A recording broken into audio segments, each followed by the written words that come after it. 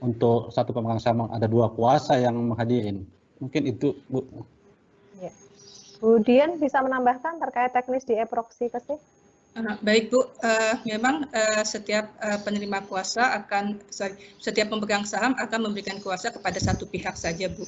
Tapi dalam hal ini misalkan yang diberi kuasa adalah satu perusahaan di mana dia akan menunjuk stafnya sebagai penerima kuasa, misalkan seperti itu. Nanti dia ada kuasa substitusi. Jadi apabila nanti si A ini memang something wrong, ada masalah dengan A, tidak dapat hadir, sehingga nanti bisa tersubstitusi ke B, walaupun pemberian kuasanya kepada A. Seperti itu, Bu. Mungkin ada perjanjian, jadi waktu dia akan menunjuk penerima kuasa independen itu, ada perjanjian antara emiten dengan penerima kuasa independen terlebih dahulu, di mana penerima kuasa independen ini terdiri dari 2 pihak, A dan B. Yang terdaftar di dalam sistem KSCI adalah yang A. Sehingga apabila A tidak dapat hadir, dia memiliki berdasarkan surat perjanjian itu, dia ada kuasa substitusi kepada B, sehingga B yang nanti akan hadir di drop. Dalam artian apabila benar-benar terjadi bahwa pihak yang A ini tidak bisa hadir, seperti itu sih Bu teknisnya. Oke, jadi masih bisa digantikan orang lain ya?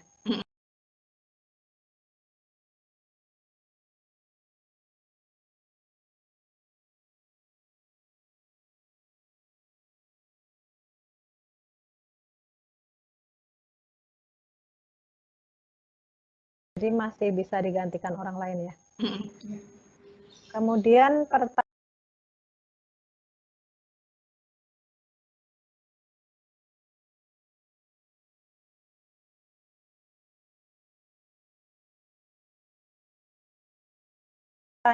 terkait ketentuan di POJK bahwa terdapat persyaratan terhubung secara sistem atau melalui kesepakatan kerjasama dengan KSEI. Nah, ini mungkin dijelaskan seperti apa persyaratan terhubung itu. Mungkin Pak Darmawan bisa menjelaskan dan Bu Dian nanti. Nah, kalau dia pihak lain, penyedianya pihak lain atau perusahaan terbuka ya Bu ya? Iya. Ya, jadi memang sesuai dengan ketentuan dalam PJK 16 tersebut, kebutuhan terhubung dengan LPP atau BAI itu adalah dalam rangka memastikan bahwa pemegang saham yang hadir dalam RUPS yang akan dilakukan adalah pemegang saham yang berhak. Jadi menentukan recording date-nya. Nah, terhubung yang dimaksud dalam PJK itu bisa dalam konteks, bisa secara manual, artinya dia bekerja sama dengan LPP atau BAI atau secara sistem.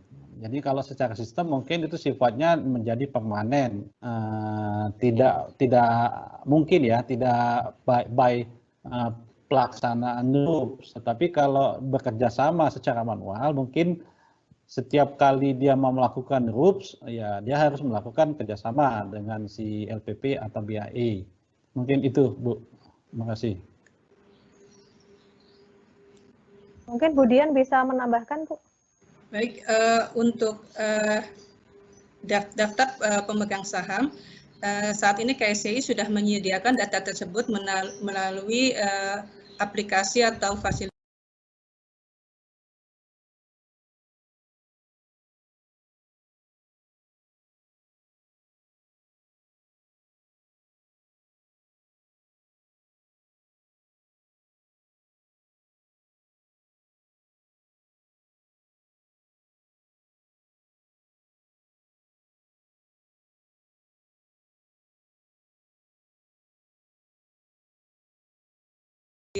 emiten area.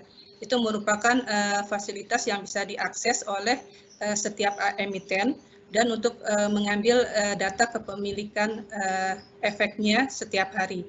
Nah, apabila memang ini data ini yang mau digunakan, monggo silahkan. Data ini juga tersedia setiap kali recording date pun sudah ada. Jadi untuk data DPS ini secara manual bisa di-download oleh emiten melalui fasilitas emiten area, dan data tersebut nanti bisa digunakan untuk kegiatan RUPS di perusahaan terbuka tersebut. Terima kasih Bu Dian. pertanyaan selanjutnya, ini tadi ada beberapa pertanyaan dari UNTR. Bagaimana jika pengumuman dan pemanggilan RUPS dinyatakan bahwa RUPS akan diselenggarakan secara elektronik, tapi ketika saat pelaksanaan PSBB tidak berlaku lagi? Mengingat banyak RUPS yang dilakukan setelah 22 Mei. Silakan Pak Abu, Pak Darmawan. Artinya tidak lagi dalam kondisi tertentu ya, Bu? Iya. Kalau tidak lagi dalam kondisi tertentu, berarti pelaksanaan e-voting itu mengacu ke PJK 16 dalam konteks normal. Artinya dia tetap bisa melakukan RUPS secara e-voting, tetapi wajib mengadakan RUPS secara fisik dengan kehadiran fisik yang minimal tadi, pimpinan RUPS, anggota direksi, anggota dewan komisaris, dan profesi penunjang pasar modal. Mungkin itu. Ya, jadi tadi kalau kondisi PSBB-nya sudah tidak berlaku, memang otomatis surat dari surat OJK yang 124 itu juga tidak berlaku ya Pak Darmawan ya. Sehingga RUPS fisiknya tetap harus diselenggarakan. Pertanyaan yang masuk cukup banyak Bapak Ibu, ada hampir mungkin 150-an.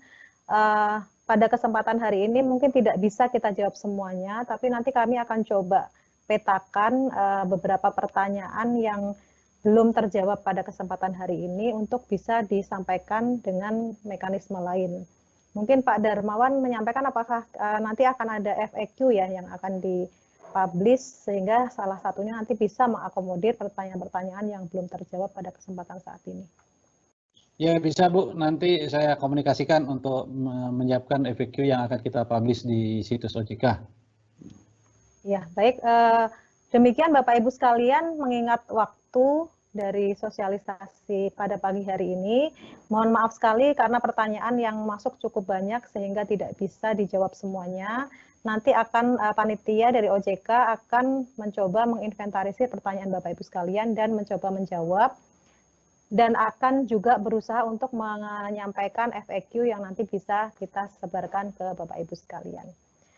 Dengan berakhirnya sesi tanya jawab, maka berakhir pula acara sosialisasi pada hari ini. Terima kasih atas perhatian dari Bapak Ibu semua dan atensinya. Kemudian untuk materi dari sosialisasi ini dapat di-download melalui link yang sudah ditampilkan di layar monitor. Silakan Bapak Ibu sekalian yang ingin mendownload materi sosialisasi pagi hari ini. Saya cukupkan sekian untuk acara sosialisasi peraturan POJK nomor 15 dan 16 pada pagi hari ini. Assalamualaikum warahmatullahi wabarakatuh.